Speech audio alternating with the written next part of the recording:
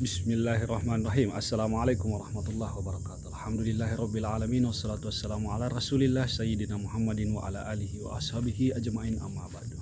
Baik sahabat yang dimuliakan oleh Allah Subhanahu wa taala, pagi ini kita bertemu kembali dan saya akan merespon satu pertanyaan dari murid penasaran yang beliau menanyakan mengenai demokrasi. Apakah demokrasi itu bertentangan dengan syariat Islam? Menurut yang saya ketahui bahwa salah satu bagian dari demokrasi adalah musyawarah, dan tentang musyawarah ini saya pernah membaca kisah atau mendengarkan penyampaian tentang peristiwa ketika Allah Subhanahu wa taala hendak menjadikan manusia sebagai khalifah di bumi ini, dan tentu saja para malaikat mengkritisi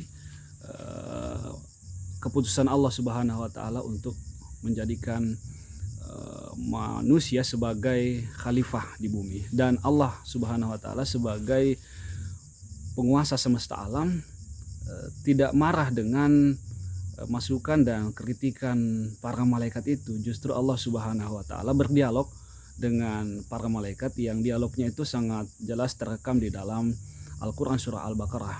Ayatnya saya lupa sih. Saya yakin penonton yang menyaksikan video ini lebih tahu di mana persis ayatnya itu. Jadi wa id qala rabbuka lil malaikah inni ja'ilun fil ardi khalifah qalu ataj'alu fiha may yufsidu fiha wa yasfiku dima wa nahnu nusabbihu bihamdika wa nuqaddisu lak qala inni a'lamu ma la ta'lamun. Allah tidak marah, namun justru Allah Subhanahu wa taala mengatakan saya lebih mengetahui apa yang tidak kamu ketahui. Allah tidak menafikan pendapat malaikat yang menyatakan bahwa manusia suka berbuat kerusakan dan menumpahkan darah serta meragukan tentang kualitas kepemimpinan jika manusia yang dijadikan khalifah di bumi. Itu tentang musyawarah atau dialog yang dilakukan oleh Allah terhadap malaikat. Bagaimana dengan yang dicontohkan oleh Rasul? Saya memetik sebuah kisah ketika Rasulullah dan sahabatnya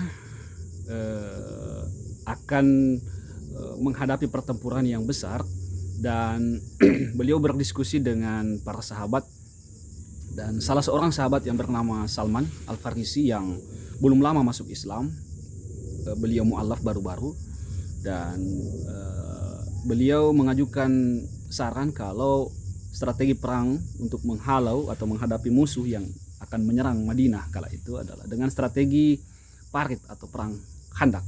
Dan Rasulullah menyetujui itu, dan sahabat-sahabat lain pun mengiyakannya, menyepakatinya.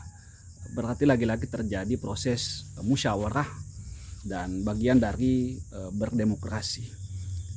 Kemudian peristiwa yang ketiga, ketika Rasulullah Muhammad SAW wafat, yang menggantikan beliau adalah Khalifah Abu Bakar As-Siddiq, dan beliau diangkat menjadi pemimpin bukan ditunjuk langsung oleh Rasulullah saja, namun dari kesepakatan para sahabat dan umat muslim di kala itu, bukan karena beliau keturunan Nabi atau beliau anak Rasulullah Muhammad SAW.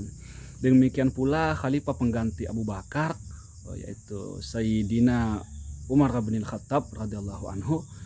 Beliau dipilih oleh masyarakat di kala itu, dan bukan karena beliau keturunan dari Umar bin Khattab, Abu Bakar As-Siddiq.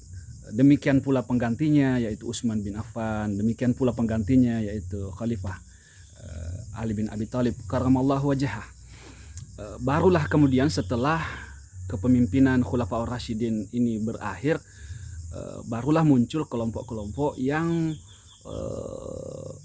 menurut saya itu tidak lagi mencerminkan syariat Islam yang dicontohkan oleh Rasulullah Muhammad SAW beserta para sahabatnya, yang menurut saya sangat sejalan dengan sistem demokrasi. Namun yang terjadi setelahnya adalah sistem kerajaan atau sistem monarki, di mana pemimpin itu bukan dipilih tapi ditunjuk. Yang menjadi penguasa setelahnya adalah anaknya, setelahnya adalah cucunya.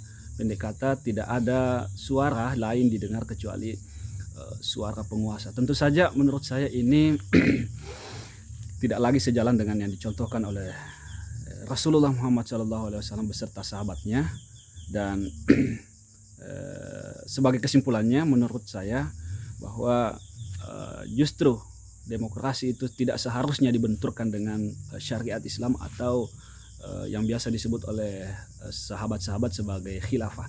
Itu sangat berkaitan dan mendukung, menguatkan satu sama lain, di mana khilafah kita maknai sebagai menegakkan aturan Allah di bumi ini dengan cara-cara yang dicontohkan oleh Rasulullah Muhammad SAW yang bijaksana, bukannya dengan cara-cara yang kekerasan, tapi dengan cara yang bijaksana, salah satunya dengan cara musyawarah.